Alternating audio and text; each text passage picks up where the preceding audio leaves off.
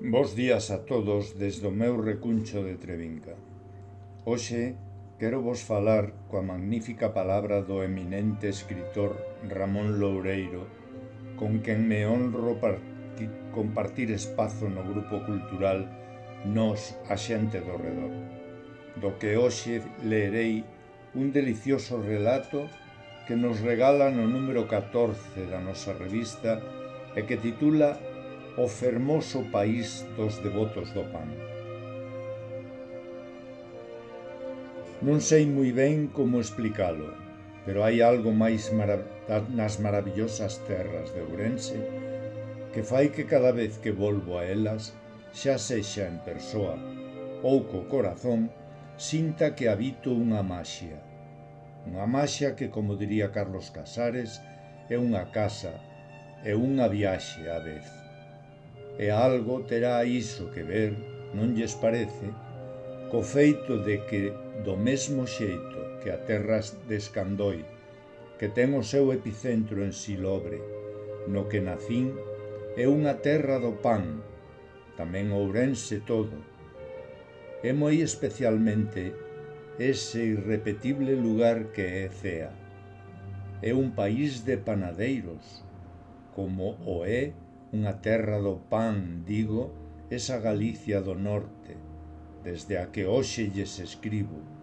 Unha Galicia do norte, para min, a última de todas as Bretañas posibles, que vai desde a desembocadura do Eume ao do Velelle hasta o do Eu, e que ten o seu corazón espiritual na terra xa luguesa. Dicía Casares, o noso ben querido Carlos, ao que xa antes mencionei, que os galegos somos un formidable pobo, o dos comedores de cal. E eu aínda me atrevería a engadir que somos ao mesmo tempo, en maior ou menor medida, os devotos do pan. Por iso hoxe xa ven vostedes neste tempo de ferro que nos toca vivir, penso máis que nunca na necesidade de que, aínda que só sexa pola parte da alma, vayamos conformando xa unha grande irmandade de devotos do pan.